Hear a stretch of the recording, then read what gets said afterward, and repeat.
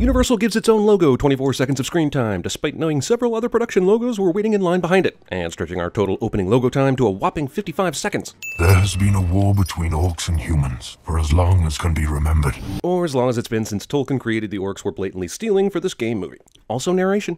But there was once a time when we did not even know who our enemy was. Wait, you just said you've been fighting with humans as long as you can remember. So how do you remember the time before that when you didn't even know your enemy? But in the beginning, how could we have known? Known what? You've given me 3 statements so far. 2 about knowing, 1 about wondering how you could have known, and already I think I see the problem with this movie. This asshole has a couple of tusk rings, which means the real antagonist here is the scourge of tooth decay. Pregnant wife makes me imagine this couple's gross orc sex, which probably involved the 50 Shades of Warcraft sex manual. And how will the great Durotan name his son? I assume she knows it's a son because of some orc magic that goes unexplained. I highly doubt she has access to an ultrasound. So many clans in one place, Ogren. Laughing Skull, Blackrock. Expositional time-wasting clan naming. Jesus, movie, John Carter much? Question, why must the portal be 200 feet high in order to walk an army of men no taller than 8 or 9 or maybe 10 feet? Maybe he wouldn't need to wipe out so many races if he made these things more practical. The fuel for my magic is life. Any life? Does it have to be terrified, anthropomorphic life? Why not just breed a few million orc mice specifically for portal purposes? Not that I condone wanton mouse murder, just seems like it'd be a lot easier. Or plants even. The enemy is weak. When we arrive, we will take them as fuel. Is this Warcraft or a gritty reboot of Monsters, Inc.? Oh, that was all just space travel, I guess? This discount Avatar Guardians of Mars bullshit is already tired, less than 8 minutes in. Sorry, Duncan Jones, Moon was awesome, and that's the best thing I can say about this Warcraft movie. Main character adult male orc gets in trouble for bringing his pregnant wife on a raid, which is how the movie chooses to show me it has rules or something, but mostly just a way to give our main characters obstacles and antagonists. If this guy knew this rule last night, then give me some scene explaining why he's gonna break the rules to bring her along anyway. But no, last night you gave us hilarious pillow talk about child naming and fat bellies. This answers the question, if a tree falls in the middle of a CGI warp portal, do I get less interested in the movie as a whole? The answer is surprisingly probably. She's going into labor right now? This movie is aggressively annoying. A new warrior for the Horde. Looks kinda small. Do you think he can hold one of those big hammers already? Also, let's all forget about how angry we were at him for bringing his pregnant wife on the hunt, and rejoice in this baby that would have been stillborn were it not for the convenient nearby deer in this other dimension of space we just teleported to. Yep, this is a title screen, which means you've learned all you need to know about these creatures in the last 9 minutes, which is, in point of fact, hilariously untrue, but whatever. In case you confused it for someplace real and not ripped off from Lord of the Rings. It's good to see the dwarves thriving in the Lonely Mountain again after cleaning up what must have been catastrophic piles of smog. It's a boomstick.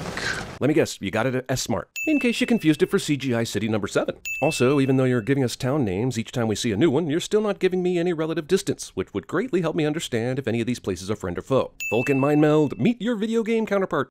Dad? Son, I told you not to expound in public. I've sensed something. Dark forces, when it's strong, it almost has a smell. Fart magic. Tread carefully, you talk to your queen. You are my sister first. These people look nothing alike, and yes, they could be step-siblings, but I feel the way this movie is written, someone would say, yes, I am your sister first, but the blood of my father is different from yours. Also, the last 2 minutes has only been a stone's throw from all these characters just looking into the camera and telling me their relationships to each other. Discount Buckbeak. City manufactured by Rivendell Industries, a subsidiary of Tolko. Lothar! Morose. Jesus Christ, there are so many characters with so many weird names and so many different locales. How can you summon the energy to keep, oh, look, the Martian is on! So, wait, what was I talking about again? And why is my Blu-ray player filled with accidental bullet holes? Look at you. You haven't aged a bit. Well, we saw each other last week, so they have bookcases hanging from the ceiling here, which are for 4th-year levitation students only. Making a golem. Why not? You've ripped everything else off from those movies. Oh, you meant Gollum. Okay, carry on with not ripping off Lord of the Rings then. It's good to see you, Lothar.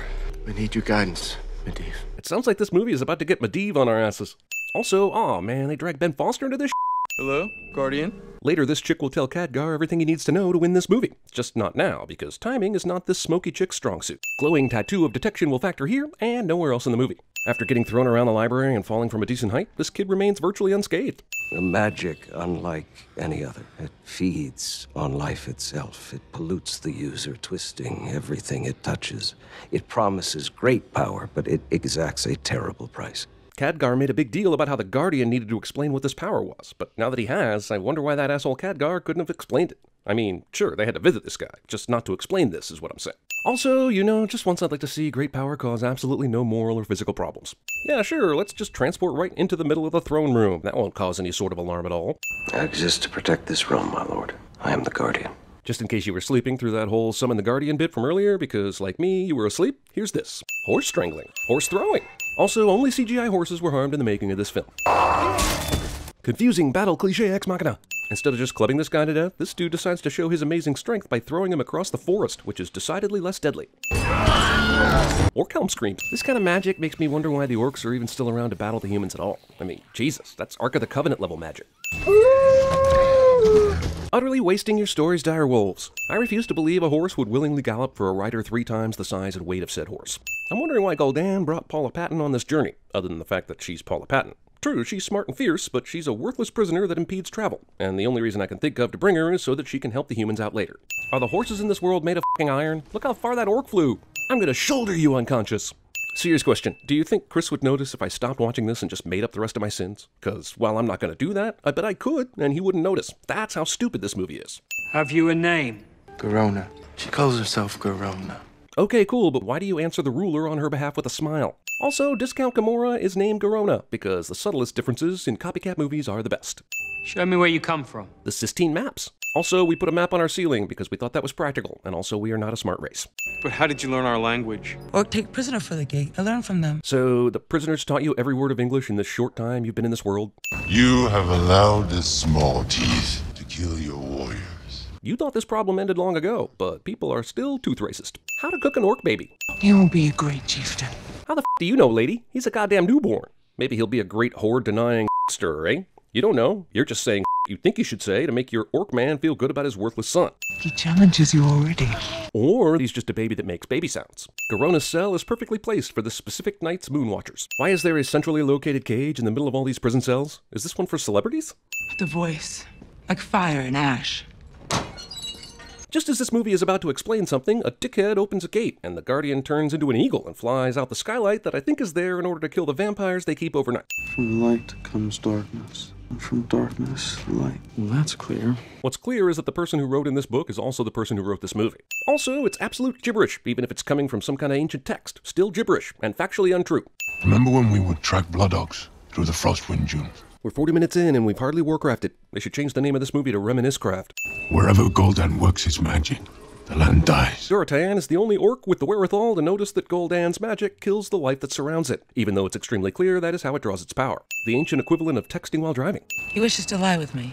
Oh, so you're totally blunt about the mage wanting to sleep with you, but when Lothar was obviously looking at you with f***me eyes, you didn't understand what that meant? The great gate. Nothing I'm looking at even looks like a gate, let alone a great gate. It mostly looks like Six Flags and Costner's The Postman Apocalypse. To the north, there is a black rock that touches the sky. It's okay, you can say mountain. You know all the other words. Damn, Mario is laying waste to this entire map. Also, a movie saves money on the map sequence by incorporating some advanced Civilization game animations. The fact that this is supposed to be a dwarf. I'm a soldier. I bet if you cut every line where someone just says what they are, you'd shave a good 20 minutes off this movie's runtime. Sounds like a trap. It is not. Could be. Lothar is right, yet there are no other objections to this plan, nor does the king build in precautions to their approach even with the strong possibility that this is a trap. The Army of Darkness would have called to get its Necronomicon back, but the line was busy with similar requests from other movies. Hey, Game of Thrones called and they'd like their hyper-realism back. Sorry, I couldn't keep a straight face through that take. My bad. This shot with the volcano in the background? Yeah, some unnecessary Zack Snyder bullshit right there. Durotan told these guys to come when the sun was highest, but I'm guessing the cloud cover made that bullshit way of telling time frustrating. Ben Foster's all like, dude, I had more lines than X-Men The Last Stand, dog. He says, for orcs, war solves everything. Even herpes? This guy Jason Bourne's his way through the battle because he's the main character, I think. The main non-human character, at least. I think. Whatever. He somehow has amazing airborne fighting skills and can take on multiple orcs who destroyed a whole world back home. For a short while, which is still way too long, this movie turns into 300. Gotta ask, is there always someone in the middle of a confusing battle watching after a main character so they can ex-mach into the situation? Don't they have their own worries? Roughly too many minutes after the battle started, this guy's powers kick in. I feel like they just took the Empire State Building shot from Independence Day and CGI'd a mountain into this thing and turned the frightened people into orcs. Hold on, son. Dad. What? And why the f*** can this guy put his hand through this thing? There's some kind of force field between him and his fighting son, and mostly I'm just wondering, what the f*** does he think he's doing? Take one of my birds. So these two and the wounded body guy all rode a bird here? F***ing really? Those f***ing eagles. Do not make me take more innocent lives, young chieftain. Isn't their entire culture built around taking innocent lives? They literally suck the souls out of people to travel to a new world so they could murder everyone there too. What will I call her son? Go well. These two saved the son naming moment to coincide with the one of the parents is basically being arrested moment. If love is what you need, you must be willing to travel to the ends of the world to find it. That, I'll just try Tinder. So the Guardian gives Garona a magic flower, she transports, and then she's talking to Lothar? What the f was that about? Yep, they just stole the orc music from Lord of the Rings, just if you're keeping score at home for all the theft going on. You should have trusted in your chieftain, Olgrim Doomhammer. Because Power's Thunder Dick was already taken, I guess. Also, wait, this dude's name is Doomhammer and he's not the chieftain? That's insane! Wait for me. I guess I'll just accept that this bird understands English, if only in the interest of saving time. How dare you return here! You'd think there would be a guard or an obstacle or two that would keep him from just running into the council's area, but you'd be wrong. No one beyond the Arch-Council knows of its existence, and it will stay that way. Why did you even bother taking him in here to see it? Just because he had the page that said Ask Aladai on it? The council thinks this guy is an unforgivable quitter, but that page apparently makes you forget all that. Do I go in? Whoa, dude, you just learned about this thing. You're still on the council's list. Why would you go in or be allowed in? But that's exactly what happens. I used the last of my energies to summon you here. Does she mean when she opened the portal? Or does she mean when she appeared to him in the library and made his arm tattoo glow so he would pick the right book to find that cryptic message in it? Because either way, that's the worst summoning I've ever witnessed. Is that f***ing Glenn Close? Checking IMDb, typing, holy shit, it is! Literal what the f*** moment right here. As in, what the f*** was Glenn Close thinking? Or what the f*** sum of money did they dump on her driveway to get her to do this? She's listed as uncredited, so it's conceivable she had second thoughts, right? Khadgar decides to trust this woman, even though she has a hint of green on her forehead, and this movie has done a pretty solid job teaching me what Ryan Reynolds already knows. Green glowing is bad. Always remember, from light comes darkness, and from darkness, light. So, basically, this whole trip is worthless. All she basically does is tell him, kill the current Guardian, he sucks. And oh yeah, that cryptic-ass line you already read in that book? Remember that, but I'll give you no explanation. Bye-bye. So, Guardian was infected by the Fel, and that's why he allowed orcs into this world? But how did he get affected by the Fel? The problem with this movie is it either thinks it's getting a sequel, and it'll be able to explain everything later, or it introduces ideas that it never intends to explain.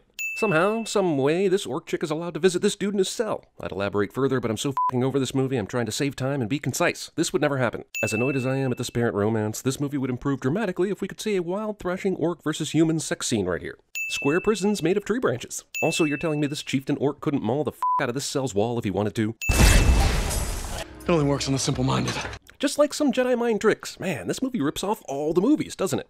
Where is Medivh? We've got a demon to kill. Totally not answering the question for drama's sake. Wait, she's not... Is this movie really going to... Holy shit, we've got a blatant Moses ripoff here, people. Remember, you are the son of Juratan and Draka. That baby is too young to remember, lady. You're just saying this to pull the audience's heartstrings. F*** off. That baby's all goo-goo gaga nipple right now. Also, this is as good a time as any to mention they're trying to find and kill you and your baby. They're close. You panic. Fine. But how in all f*** is that baby better off on its own than with you? They're gonna find and kill you and then give up looking for the baby? Not realize you obviously sent it downriver? In a universe with logic, your baby is dead 10 minutes after you are. And I just wonder why you don't literally go down defending your baby as opposed to setting it adrift and hoping for the best. Juratan, your clan was weak and you are a traitor. You wouldn't believe how much of this movie boils down to political posturing speeches. It's a lot. I did not expect this movie to devolve into a CGI Rocky film, but at the same time, I'm not exactly surprised or anything. The incantation. So wait, did Gul'dan need the Guardian to create the portal? Or is it his own death magic that creates it? Because that is something that is never made clear by this movie at all. Gul'dan cheats! This screaming fan is correct, but it matters not apparently. Cheating in the orc magic alt-verse will be tolerated. Movie treats Final Battle like it's Helm's Deep or some instead of the Prince Caspian battle crap it really is. Oh yeah, the magical creature made of clay that isn't technically alive but can still battle is useless without its head. That makes perfect sense. There's something of you still in there, old friend. The real you is inside there somewhere, cliché. Hey, I know I'm bathing in this evil green liquid here, but I have just enough good guy magic to form a blue shield around you, because the evil magic microbes take their time. From light comes darkness, and from darkness, light! Either he needed to be bathing in green magic in order for this to work, which there was no way for him to know, and is lucky as hell if that's the case, or he could have done this at the very beginning of the battle and ended it quicker. Light, darkness, darkness, light spell is a dick to nature. How did he know that? You know what? Forget it. F***ing forget it, I'm done. This movie can go f*** a log. A really f***ing jagged log. Even though there appear to still be a large number of orcs, the humans are still inexplicably winning this fight. So let me get this straight. These orcs who were having zero effect on the portal from the other side are still there? You mean they just knew the portal would go away eventually? I'd have given up after 10 seconds of beating on the magic blue electricity, but these guys decided, just wait, it'll be gone soon. Now the orcs are winning again?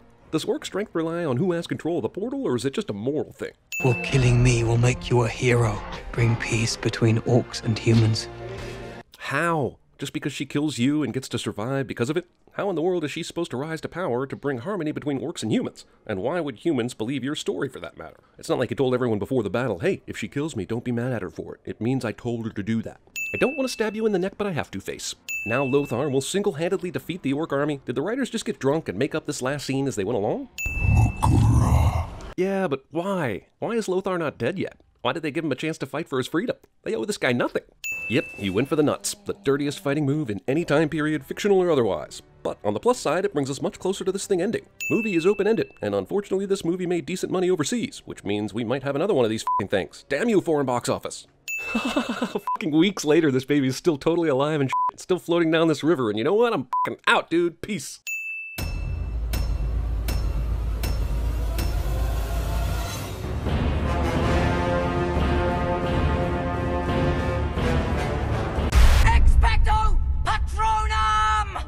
Finish him! Soon, Master Elf, you will enjoy the fabled hospitality of the dwarves.